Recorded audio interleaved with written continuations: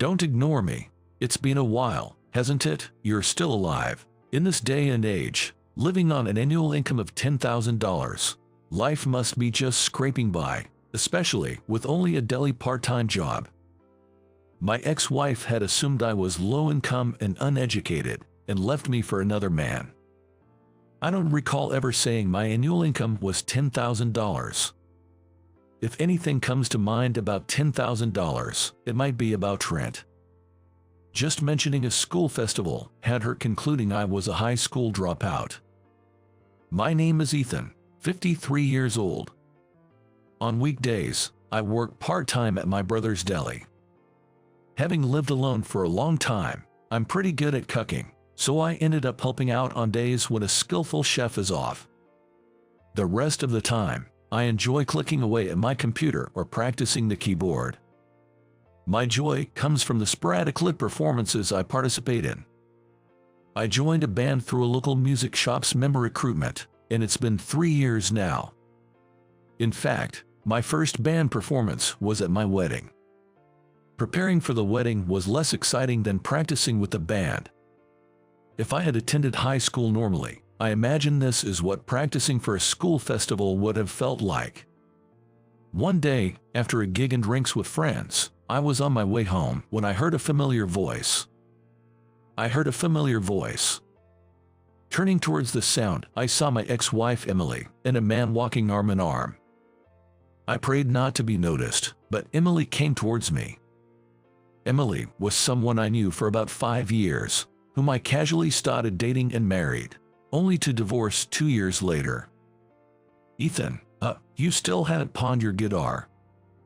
I cursed my luck at that moment. I pretended not to know her. Don't ignore me. It's been a while, hasn't it? You're still alive.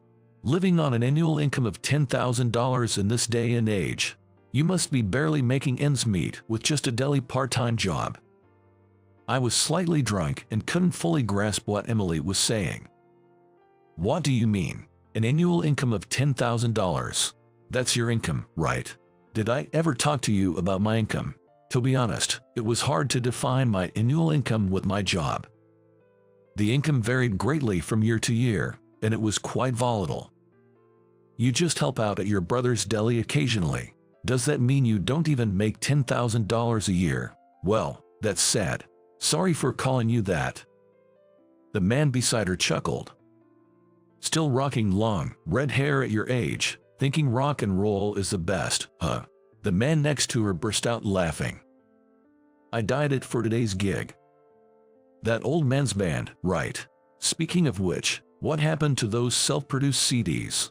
Don't try to sell them to me just because you couldn't sell. It's annoying. They're all gone, sold out quickly. Right around when Emily brought up divorce, our band had started producing our own CDs.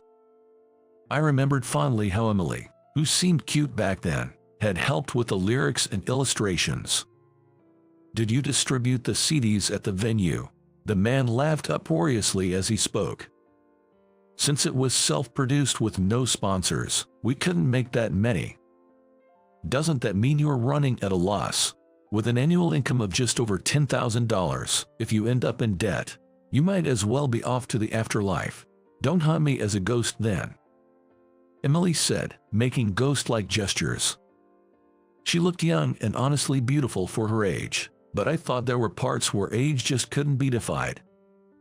By the way, you didn't have much education, did you? You kept asking, is this what a school festival is like? So, you must have been a high school dropout. That's why your income is below $10,000. I kind of get it now. Education and income are correlated, except maybe for some geniuses.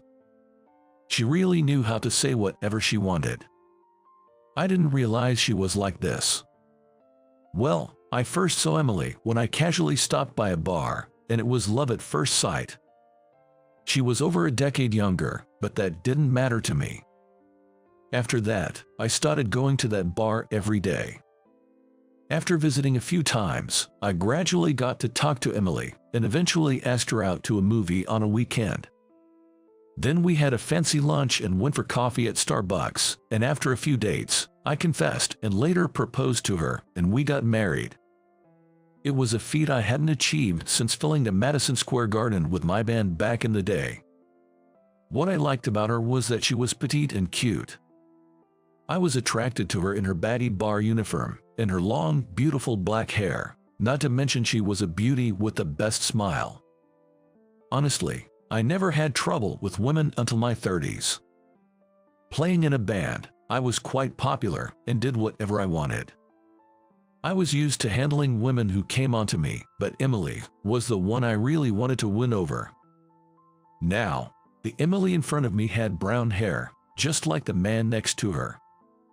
That reminds me. There was a day when Emily suddenly came home with her hair cut short and dyed brown. The next day, she left a divorce oath and keys on the table and left. I never knew why. But Emily had gradually changed from when we first met.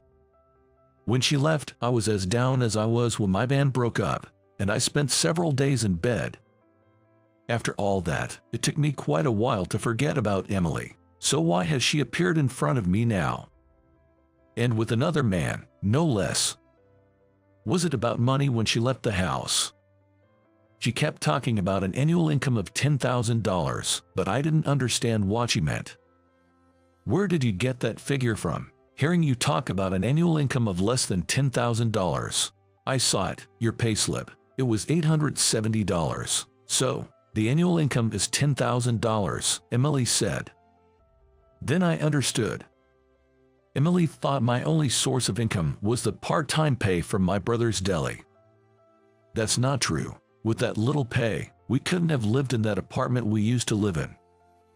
How much was the rent for the apartment we lived in when I was with you? $10,000. So, your so-called my annual income would be gone in a month's rent. No way. That apartment cost $10,000 a month to rent. Amazing, huh? Was it like with a gatekeeper and a pool? You remember the concierge at the entrance, right? Once, we got theater tickets from them. There was a pool too. And we even went to buy a swimsuit for that. And, do you remember going to the gym? You gave up after 3 days. But we went shopping for gym wear then. And Emily, when you were in a bad mood, you would always hide in the sauna room and come out saying you felt refreshed. Emily seemed to be reminiscing about our life together. I remembered Emily trying on clothes in stores and asking me how she looked every time. At first, I gave my opinion, but gradually I got tired and just responded vaguely while looking at my phone, and she would get mad, saying, "Pay attention." I remembered having a hard time cheering her up after that. I don't want to say this, but I don't know how much your guy makes, but if you're living with him, do you have all these things? Come to think of it, there's nothing, except maybe a balance ball rolling around the room. It's really in the way because the house is small. Emily said without hesitation, glancing at her companion. The man looked apologetically. Is what this guy is saying true? Where were you living with him, Emily?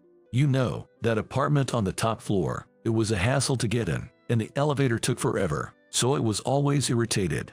But it was convenient because they would hold the packages I ordered online downstairs, so there were no redeliveries. Emily turned and pointed to a towering building. That apartment, it's a luxury complex where celebrities live. There's no way his annual income is just $10,000. I always saw TV celebrities there. Isn't that typical for New York? Have you ever met a celebrity in my apartment? Yeah, there was one living on the first floor. Forgot his name though. That guy was an unsuccessful comedian who recently got evicted for not paying rent. Ethan, were you actually rich? I realized the place we lived was incredible, but why was your car done up like a hot rod? With short skirt, I'd have to show my underwear just to sit down. Plus, the passenger seat was on the driver's side, and to top it off, I always messed up opening the upward swinging door. It was nice to get attention, but I was photographed a lot and had no privacy. Seriously rude. That's a supercar, isn't it? It was like that when I was with you, but I've calmed down now. So, you mean that loud, flashy car from back then couldn't have been bought with an annual income of $10,000? Not impossible to buy. It was a limited edition. Cost me a bit over $320,000. Got it cheaper than I expected through a contact. Wait, $320,000 for that car? You're joking, right? It was a limited edition. Only 3 came into the US. It was tough getting it. Sold it later and got some money back when buying my next car. Couldn't even fit my musical instruments in it, and yay. Getting in and out was inconvenient. Had to be careful with bumps while driving and was always nervous going somewhere. What does this guy do for a living? Involved in something shady? I don't know anything, really. All I knew about Ethan was he helped at the deli and clicked away at his computer at home, in that old man's band. I told you when we were together. You never believed me. I don't remember at all. Does an old man's band make money? Tell me. Emily's voice softened, and she unconsciously let go of the man's arm. I debuted in a band back in the day, stopped playing for a while, but then wanted to start again. It's more like a hobby now, but it got unexpectedly popular. We're about to make a major debut, but it's not making money yet. My main job is what Emily mentioned, the computer clicking stuff. I mentioned some famous female groups I worked with. I compose and provide songs for them, making music on my computer. Seriously, I've been unwittingly supporting your ex-husband.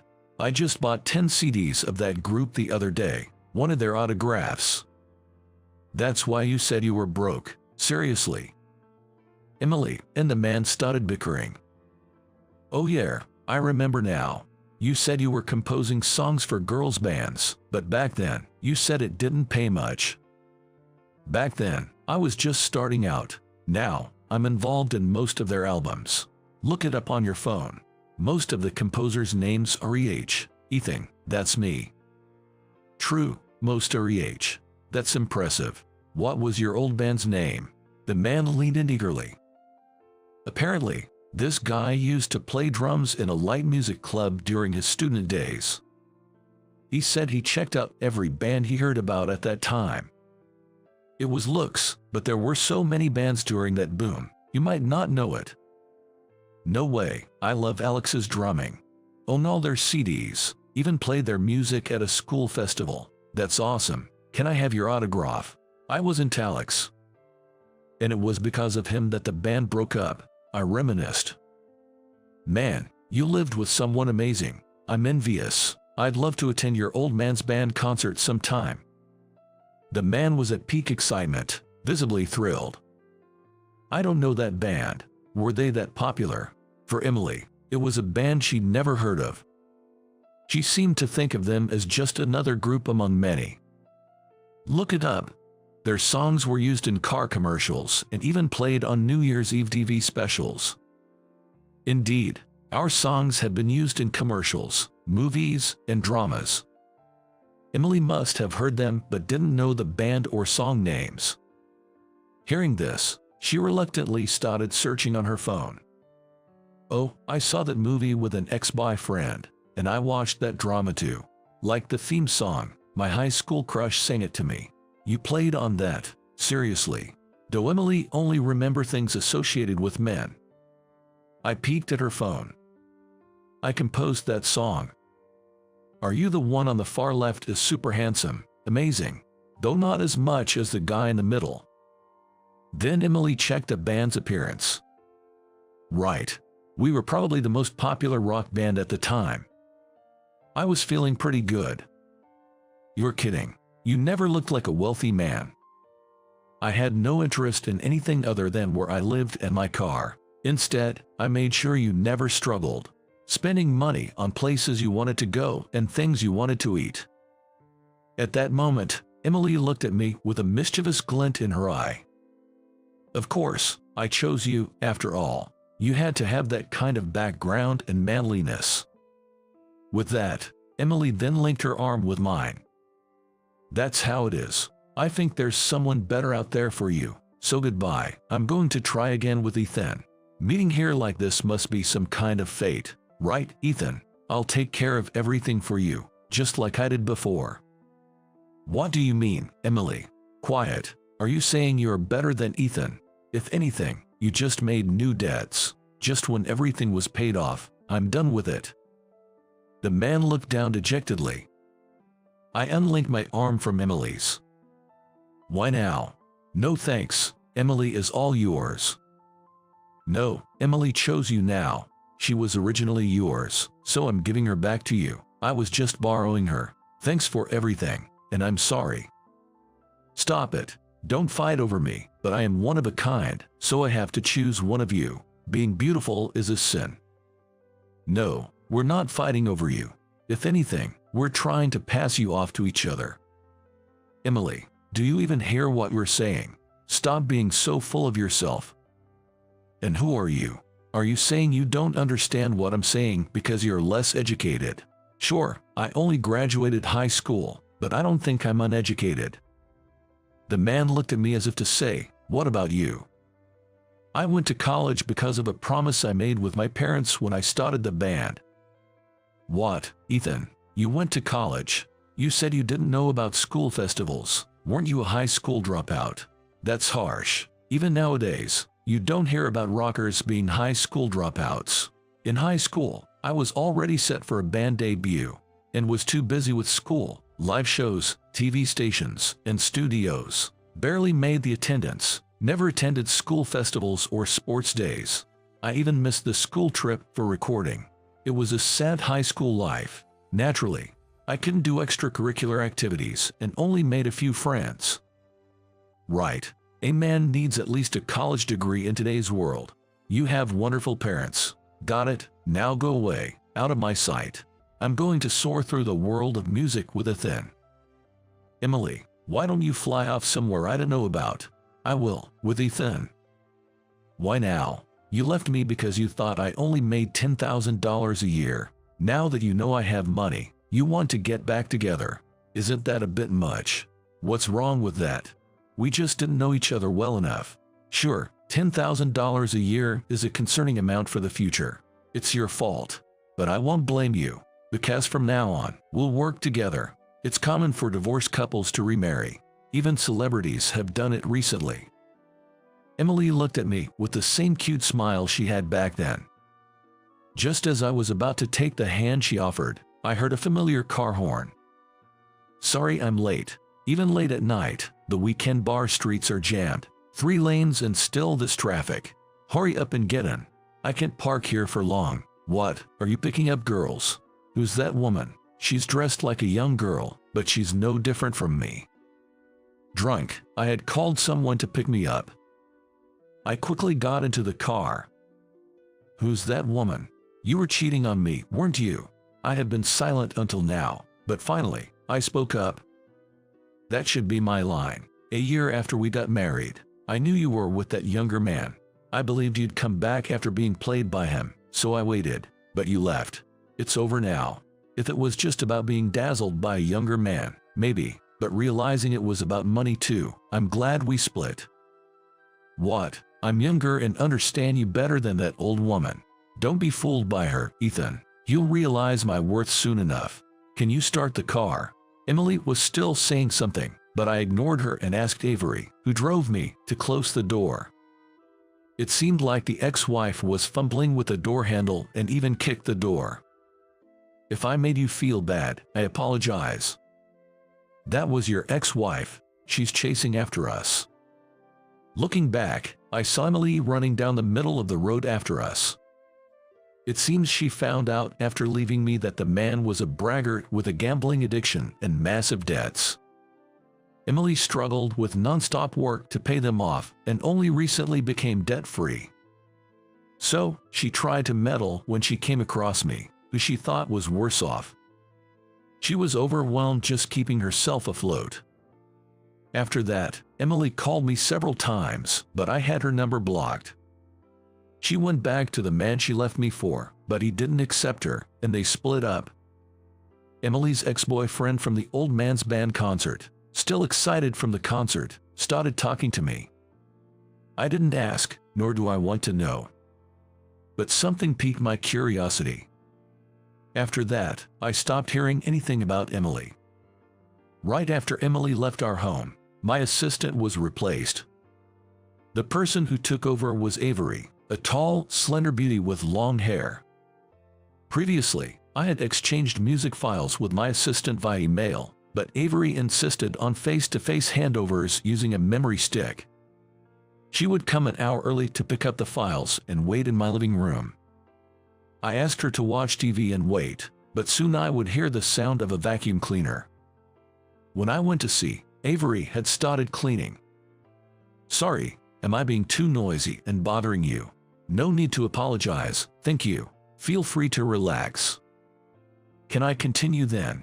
"Sure, go ahead." It was like this every time. Then I had an idea. What would Avery do if I cleaned the house perfectly before she arrived? So, one day, I cleaned the house and waited for her. Expecting something, I observed, but no sound came from the living room. Maybe she had started working on her tablet. Thinking so, I focused on my remaining work. But after a while, a pleasant aroma wafted through the house, and I stopped to head to the living room. "Sorry, I found something in the fridge close to its expiration date and cooked it. Please eat it later. Sometimes it's good to cook for yourself, you know." At that moment, I fell for Avery's homely charm. Or rather, she completely captured my heart from my stomach. Despite my age, I confessed my feelings to her again. And now, Avery is living with me. The Old Man's Band is doing well, featured on TV and in magazines. We've maintained our activities as before. Originally, it was a group of older guys reminiscing about the past and starting a music activity. They didn't want it to affect their main jobs. Because of this, performing live only once a month was considered good enough, and now, in a different sense, we become a band whose tickets are hard to get, creating a buzz mainly on social media. I continued providing music, producing several million selling tracks. Riding on this momentum, my producer formed a few new groups, so I've been busy clicking away at my computer until late every night. I also kept up my part-time work at my brother's deli, living a fun yet busy life. One day, during a rare day off, I was relaxing at home. I'm back, had a good sweat at the gym, it feels great. Avery sat down next to me after returning from the gym. "You don't have to sit here, you know, we have plenty of space." I had moved from the apartment where I lived with Emily to a newly built one. I wanted everything to be new. The rent was higher, but it was worth it. Why not? My place is right next to Ethan. Hey, I want to work up another sweat with you. Saying so, Avery used my arm as a pillow and looked up at me. Yikes! I scooped Avery up in my arms. The apartment I lived in a year ago was visible. "Have you gained a little weight?" "Not at all. If anything, it's heavy weight." With that, Avery wrapped her arms around my neck and kissed me. "I'll make you forget about living in that apartment,"